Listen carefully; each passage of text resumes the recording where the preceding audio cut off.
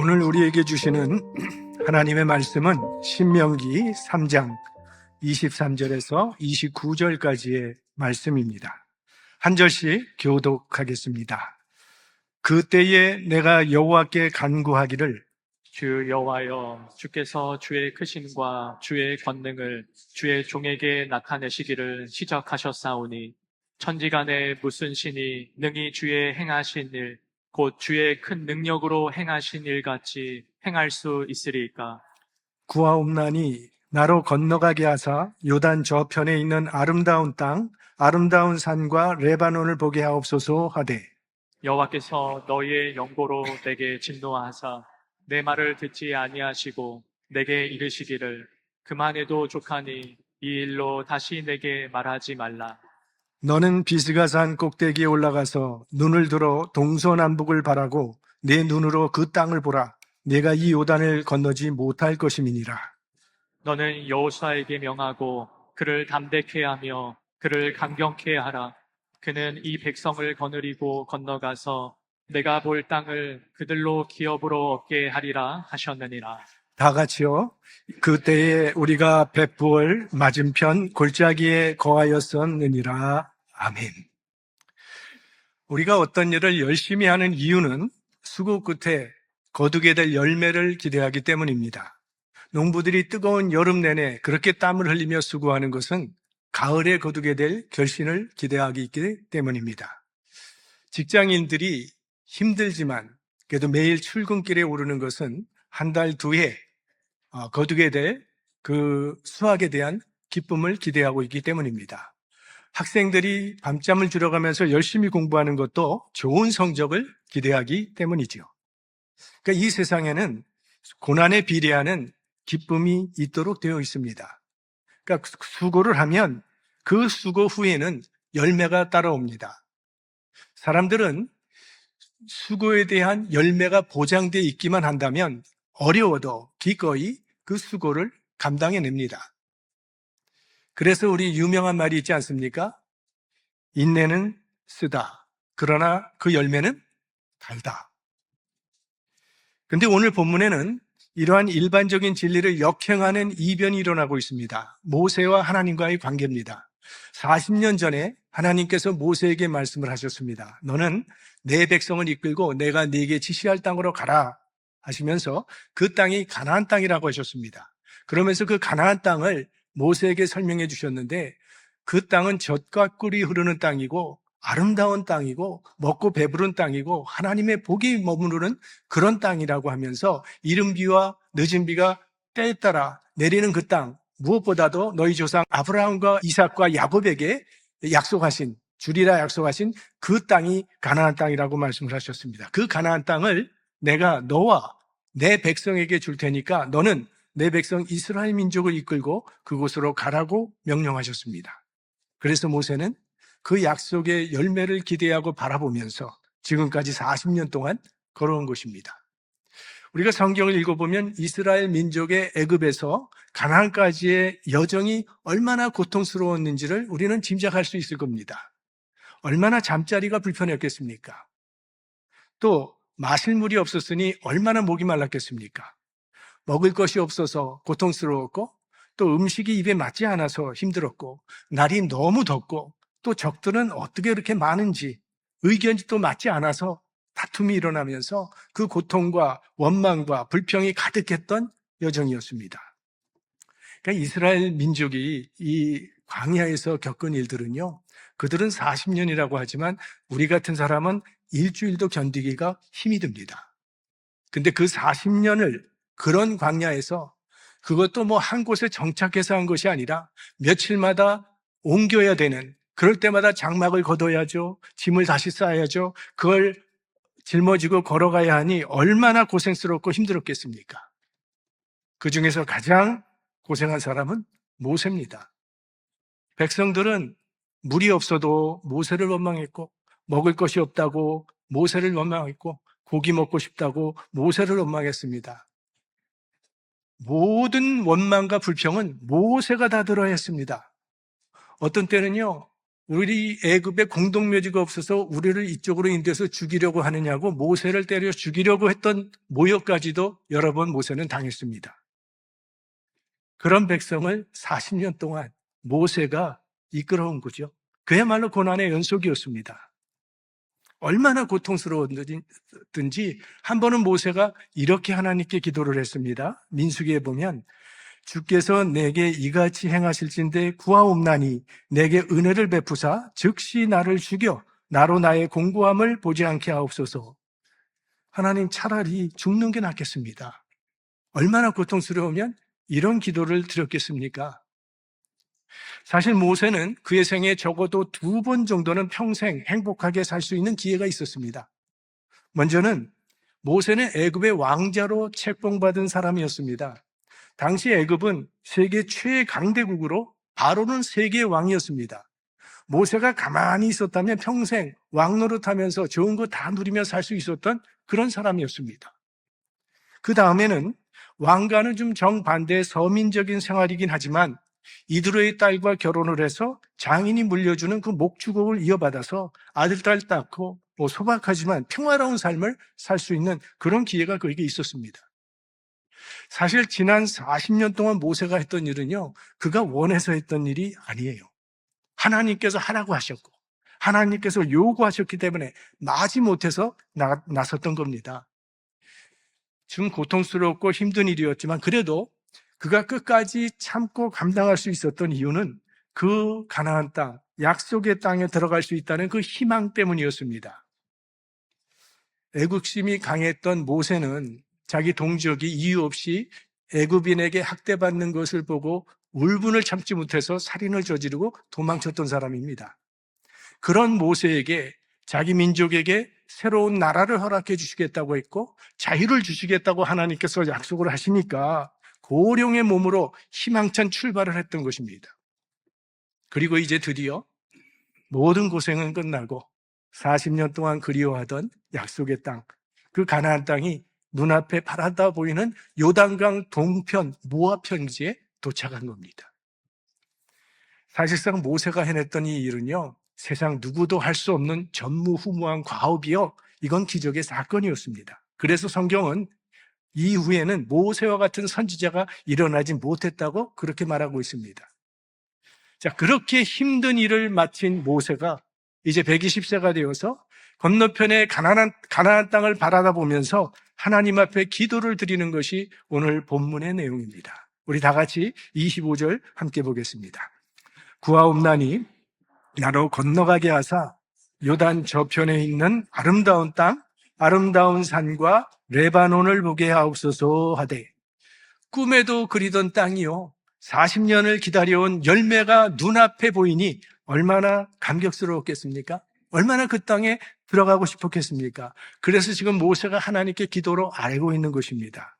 그러니까 우리의 상식으로는 이럴 때 하나님께서는 이렇게 말씀하셔야 할 것 같습니다. 모세야, 그동안 정말 수고가 많았다. 내 땀과 네 수고와 눈물을 내가 다 알고 있지.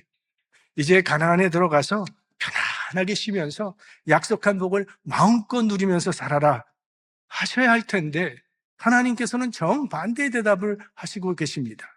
자, 우리 26절과 27절 하나님의 말씀을 보겠습니다. 여호와께서 너희의 영거로 내게 진노하사 내 말을 듣지 아니하시고 내게 이르시기를 그만해도 족하니 이 일로 다시 내게 말하지 말라. 너는 비스가산 꼭대기에 올라가서 눈을 들어 동서남북을 바라고 내 눈으로 그 땅을 보라. 내가 이 요단을 건너지 못할 것임이니라. 상식적으로 판단한다면 다른 사람들은 한 사람도 들어가지 못한다 할지라도 모세는 가나안 땅에 들어가야 합니다. 왜? 다른 사람들은 끊임없이 하나님께 원망하고 하나님을 반역했지만 모세는 끝까지 신실하게 하나님의 뜻을 따랐습니다. 모세가 하나님의 뜻을 따르다가 백성들에게 돌에 맞아 죽을 뻔한 적이 여러 번 있었어요. 그런 가운데서도 신실한 믿음과 순종으로 마침내 하나님의 구원 역사를 이루어냈습니다. 그런데 하나님께서는 다른 사람들은 다 들어가게 하시고 모세, 최고 공로자인 모세는 들어가지 못하게 하십니다. 그만해도 족하니 이 일로 다시 내게 말하지 말라. 아예 딱 잘라 말씀하십니다. 자, 이때 모세의 마음이 어땠을까요? 아마 무너져 내렸을 겁니다. 결국 모세의 운명은요, 산에서 시작해서 산에서 끝납니다. 호렙산에서 하나님의 부르심을 받았고, 시내산에서 십계명과 율법을 받았고, 비스가산에서 눈물을 흘리며 약속의 땅을 바라보다가 느보산에서 그의 인생을 마감하게 됩니다. 왜 하나님께서는 40년 동안 충성한 이 모세의 이 간절한 요청을 거절하시고 가나안 땅에 들어가지 못하게 하셨을까요? 몇 가지 이유를 오늘 생각해 볼 수 있습니다. 첫째는요, 모세가 하나님의 자리에 앉지 못하게 하시는 것입니다. 모세는 잠시나마 하나님의 자리에 앉았던 순간이 있었습니다. 민수기를 읽다 보면 무리바 반석 사건이 나오는데, 무리바에서 물이 없으니까 이스라엘 백성이 또 다시 모세를 원망하기 시작합니다. 아니, 왜 우리를 이 광야로 끌어내서 이것은 먹을 것도 없고 마실 물도 없는데 우리를 여기서 죽이려고 하느냐 하면서 계속 모세에게 불평을 하고 원망을 하니까 모세가 답답했죠. 그래서 하나님께 기도를 드렸고, 하나님께서는 저 반석을 명하여서 물을 내어 마시게 하라, 이렇게 말씀을 하셨습니다. 그런데 모세가요, 이 백성들 때문에 너무 지치고 화가 나서 자기를 컨트롤하지 못하고 보란 듯이 지팡이로 반석을 내리치면서 자신의 권위를 드러내는 그런 행위를 하고 맙니다. 그게 민수기 20장에 나오는 말씀이에요. 같이 보겠습니다. 모세와 아론이 총회를 그 반석 앞에 모으고 모세가 그들에게 이르되 패역한 너희들이여 들으라. 우리가 너희를 위하여 이 반석에서 물을 내랴 하고 그 손을 들어 그 지팡이로 반석을 2번 치매 물이 많이 솟아나오므로 회중과 그들의 짐승이 마시니라. 우리가 너희를 위하여 물을 내랴. 물을 내리시는 분은, 그 능력은 하나님께 있는데 마치 자신의 권위에서 나오는 것처럼 말하고 행동함으로 하나님의 자리에 앉으려 했다는 거예요. 물론 모세가 하나님의 자리에 앉으려고 계획했던 것은 절대 아니었습니다. 쉬지 않고 반역하고 불평을 터뜨리는 이 백성들 때문에 극심한 스트레스와 분노 속에서 모세가 순간적으로 통제력을 잃었던 거예요. 그러자 하나님께서 모세에게 말씀하셨습니다. 너희가 나를 믿지 아니하고 이스라엘 자손의 목전에 나의 거룩함을 나타내지 아니한 고로 너희는 이 총회를 내가 그들에게 준 땅으로 인도하여 드리지 못하리라. 하나님께서 모세를 가나안 땅에 들여보내지 않은 이유가 여기 나타나는데, 모세가 하나님의 거룩함을 나타내지 않았기 때문이라는 거예요. 성경에서 거룩이라는 단어가 나오면 그 단어의 가장 기본적인 의미는 구별되답니다. 다르다는 거예요. 그러니까 하나님은 우리와 다르다는 거예요. 하나님은 우리와 구별된 그런 하나님이시다. 그런 뜻이죠. 하나님의 거룩함이란 우리 피조물과는 구별되는 하나님의 유별한 그 신성, 그리고 하나님의 권위, 하나님의 영광을 뜻하는 겁니다. 그러니까 하나님의 거룩함을 드러낸다는 것은 하나님을 하나님 되게 하고 하나님을 하나님으로 인정한다는 뜻입니다. 물을 주시는 분은 하나님이신데 모세는 잠시지만 마치 자신의 능력으로 물을 내는 것처럼 말하고 행동한 것이 하나님의 권위를 흐리게 했고, 자신이 마치 하나님의 자리에 있는 양 행동함으로 하나님의 거룩함을 가리는 일을 했다는 거예요. 그래서 하나님께서 모세를 가나안에 들어가지 못하게 하신 것입니다. 하나님께서 모세에게 내리신 이 징계가 좀 가혹해 보입니다. 근데 여기에는 깊은 뜻이 있습니다. 아무리 훌륭한 지도자라 할지라도 하나님의 자리를 대신할 수 없고 모든 영광은 하나님께만 돌아가야 된다는 이 엄중한 영적 원리를 이스라엘 백성들에게 각인시키기 위함입니다. 하나님께서는요, 당신의 영광을 누구와도 나누지 않으신다는 것이에요.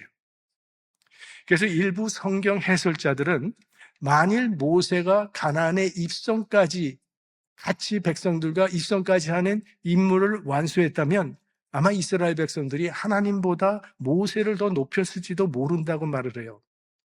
실제로 많은 구약 성경학자들은요, 신명기를 보면 하나님께서 모세의 무덤을 알리지 않게 하셨다고 했는데 그 이유는 그 무덤이 숭배의 대상이 되는 것을 막기 위함일 것이라고 그렇게 해석을 합니다.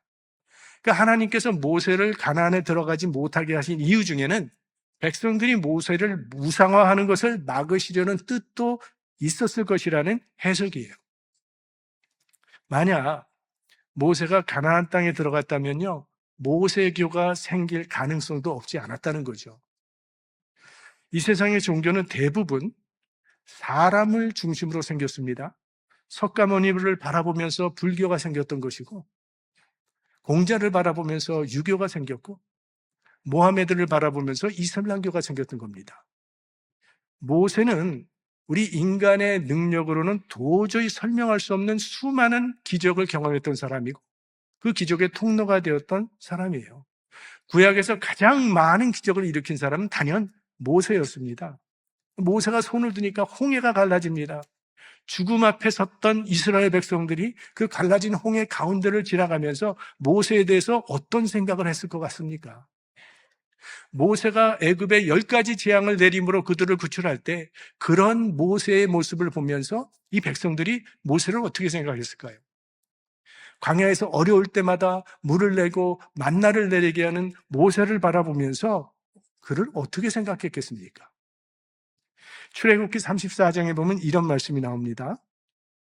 아론과 온 이스라엘 자손이 모세를 볼 때에 모세의 얼굴 꺼풀에 광채남을 보고 그에게 가까이 하기를 두려워하더니, 그러니까 모세의 얼굴에서요 광채가 나면서 아주 신적인 신비로움이 나타나기 때문에 백성들이 감히 모세를 가까이 하지 못했다고 했어요. 그러니까 이만하면 모세교가 생길 만도 합니다. 하나님께서 결코 용납하지 않는 것이 있습니다. 요즘에 우리가 십계명을 통해서 계속 곱씹어 보고 있는데요, 어느 인간이나 어떤 우상도 하나님의 자리에 앉히지를 않으신다는 거예요. 우리 인간들이 죄로 떨어진 그 근본적인 이유는 네가 하나님같이 되리라는 그 사탄의 말을 들었기 때문이죠. 그러니까 우리 인간은 언제나 인간의 자리에 있어야 합니다. 그래서 하나님께서 모세의 가나안 입성을 막으신 겁니다. 혹시라도 그런 일이 일어날까. 그 다음에는요, 하나님의 일을 했다고 해서 영광의 열매를 취하려고 하지 말라는 겁니다.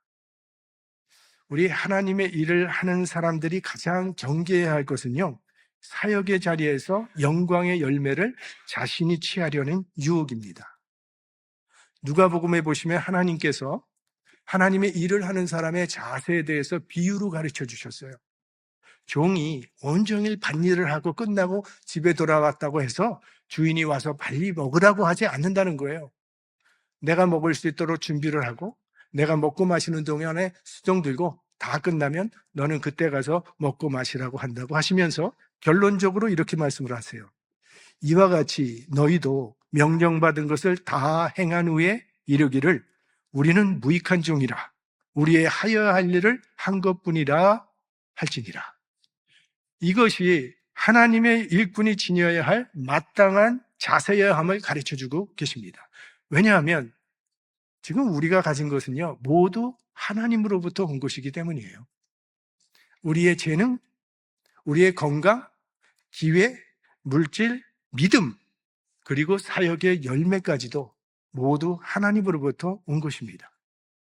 그러니까 우리는 주님께서 사용하시는 도구고, 그래서 사실대로 말하면 40년 동안 광야에서 이스라엘 백성들을 인도한 기적을 모세가 베풀었습니까? 하나님이 하신 것이죠. 홍해를 가르신 분도 하나님이시고 만나를 내리신 분도 하나님이시고 반석에서 물을 내리신 분도 하나님이시에요. 모세는 신실한 하나님의 도구이자 통로였습니다. 하나님께서 맡기신 사역을 충성스럽게 감당하는 것 참 귀하고 아름다운 것이지만 그 사역의 열매를 자신의 능력과 실력의 증거로 여기기 시작하면 문제가 생기는데, 처음에는 하나님께서 하셨습니다 라고 고백하지만 어느 순간 내가 해서 이런 결과가 나왔다는 마음을 품게 됩니다. 그때부터는 사람의 칭찬과 인정이 하나님의 영광보다 더 소중하게 여겨집니다. 그래서 사역의 목적이 바뀌게 되는 거예요. 하나님을 위해 처음에는 시작했지만 점차 자신의 이름과 명예를 위해서 일하게 되고, 그래서 결과적으로 비참하게 몰락하게 되는 것을 우리는 여러 번 목격했습니다. 사역은 하나님을 드러내는 일이 되어야지 자신의 명예, 자신의 이름을 드러내는 무대가 되어서는 안 된다는 거고요. 그래서 하나님께서 맡기신 자리에서 충성하되 모든 열매와 영광은 하나님께 돌리는 그 사람이 끝까지 쓰임받는 하나님의 사람이 될 수 있는 것입니다. 마지막으로 하나님의 역사는 인간 한 사람에게 의존하지 않는다는 겁니다. 40년간 광야에서 백성들을 인도한 모세는 사실 백성들과 함께 가나안 땅에 들어가는 일까지 완수하고 싶었을 겁니다. 그러나 하나님께서는 그 마지막 단계는 모세가 아닌 여호수아에게 맡기라 하십니다. 자, 28절을 우리 같이 보겠습니다. 너는 여호수아에게 명하고 그를 담대케 하며 그를 강경케 하라. 그는 이 백성을 거느리고 건너가서 네가 볼 땅을 그들로 기업으로 얻게 하리라. 무슨 뜻일까요? 하나님의 일은 특정한 한 사람에게 매이지 않는다는 거죠. 하나님은 사람을 귀하게 쓰십니다. 그러나 그 사람이 사라진다 할지라도 하나님의 계획은 중단되지 아니하고 계속 진행된다는 거예요.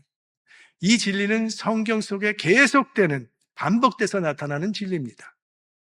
모세 뒤에는 여호수아가 있었고, 사울 뒤에는 다윗이 있었고, 엘리야 뒤에는 엘리사가 있었고, 사도 바울 뒤에는 디모데가 있었고, 그러니까 하나님께서는 한 사람을 통해서 일을 시작하시고 또 다른 사람을 통해서 이어가시고 또 그 다른 사람을 통해서 일을 끝내신다는 그런 말씀이 되겠습니다.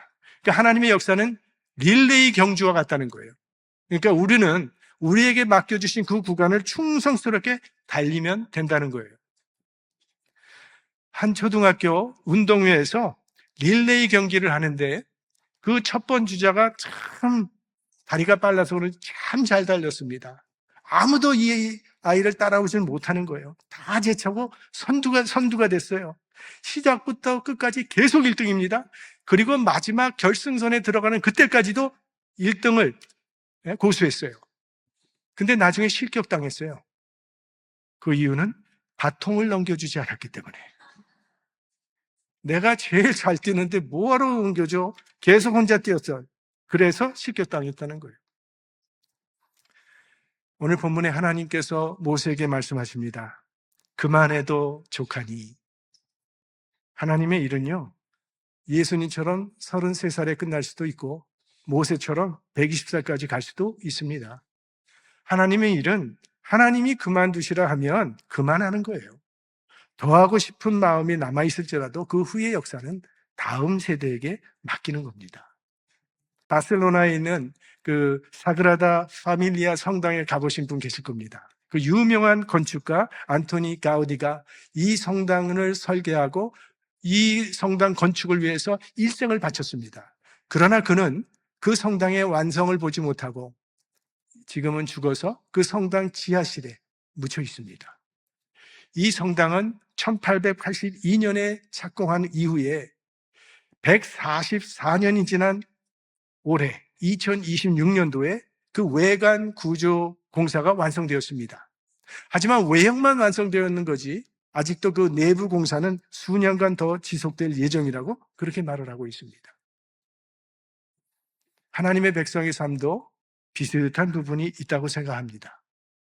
우리의 생애 동안 완전한 성취를 보지 못할 수도 있습니다. 아브라함은 하나님의 말씀에 순종해서 본토 친척 아비집을 떠나서 하나님께서 유업으로 주실 그 땅을 바라보면서 떠났습니다. 그런데 아브라함의 생애 동안에 그가 차지한 것이라곤 그의 아내 사라가 죽었을 때 그 사라를 장사하기 위해 구입한 묘지 하나가 전부였습니다. 다윗은 평생 하나님의 성전을 건축하기를 소원했습니다. 그러나 하나님께서는 그 일을 다윗에게 맡기지 아니하시고 솔로몬에게 맡기셨습니다. 사실 모세는 약속의 땅까지 백성들이 들어가는데 최고 공로자입니다. 하지만 그는 약속의 땅을 밟아보지도 못하고 느보산에서 홀로 죽었습니다. 세례 요한 평생 예수 그리스도 메시아의 길을 예비하기 위해서 자신의 삶을 헌신했던 사람이 세례 요한입니다. 하지만 그는 예수님의 사역이 온전히 펼쳐지는 걸 보지도 못하고 감옥에서 순교했습니다. 그래서 히브리서 기자는 이 믿음의 조상들에 대해서 그들의 삶을 이렇게 결론을 짓습니다. 히브리서 11장 13절 다 같이 보겠습니다. 이 사람들은 다 믿음을 따라 죽었으며 약속을 받지 못하였으되 멀리서 보고 환영하며 또 땅에서는 외국인과 나그네로라 증거하였으니. 그러니까 믿음의 조상들은 하나님께서 약속하신 것을 당대에는 누리지 못했다는 겁니다. 하나님께서 아브라함에게 너의 자손이 하늘의 별과 같이 이 바다의 모래같이 많아질 것이라고 약속하셨지만 그의 생전에는 이삭 하나밖에 없었습니다. 그러나 지금은 온 세상에 아브라함의 자손들로 가득합니다. 예수님께서도 십자가에 돌아가시기까지는 하나도 얻은 것이 없는 것처럼 보입니다. 그러나 지금은 온 세상이 예수 그리스도의 복음의 소리로 가득 차 있습니다. 때로 우리들은요, 멈추어 서서 스스로에게 물어볼 때가 있지 않습니까? 내 인생의 열매는 무엇인가? 내가 이민을 와서 이민상 가운데서 내가 흘렸던 그 땀과 눈물, 그것을 통해서 내가 무엇을 얻었고 무엇을 남기고 있는가? 열매가 너무 빈약해서 허무함을 느낄 때도 있습니다. 그러나 성경은요, 우리에게 이렇게 말합니다. 손에 쥔 열매가 없다 할지라도 헛수고였다고 생각하지 말라는 거예요. 우리 인간의 눈으로 보면 모세의 인생은 좀 아쉬움으로 끝난 것처럼 보입니다. 평생을 바쳐 달려왔지만 그토록 사모하던 가나안 땅에는 들어가지 못하고 홀로 느보산에서 죽었기 때문에. 어떻게 보면 이 모세의 마지막이요, 마치 버림받은 사람처럼 외롭고 쓸쓸해 보입니다. 그러나 성경은 그렇게 말하지 않습니다. 성경은 모세의 마지막을 이렇게 기록하고 있습니다. 신명기 34장 6절인데요. 벳부얼 맞은편 모압 땅에 있는 골짜기에 장사되었고 오늘까지 그 묘를 아는 자 없으니라. 우리 한글 성경에는 주어가 나오질 않습니다. 그래서 누가 주어인지 모르겠고 그냥 장사되었고 이렇게 되어 있는데요. 영어 성경에는 주어가 나옵니다. The Lord buried him. 하나님께서 모세를 장사 지냈다. 이렇게 나와요. 그러니까 모세는 혼자 느부산에서 쓸쓸히 죽은 것이 아니었어요.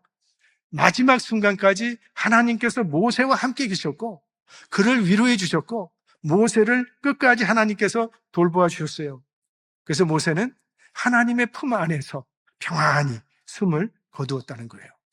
그리고 하나님께서 그 모세를 장사 지내 주셨습니다. 세상에서 가장 영광스러운 장례는 하나님께서 친히 하시는 장례일 겁니다.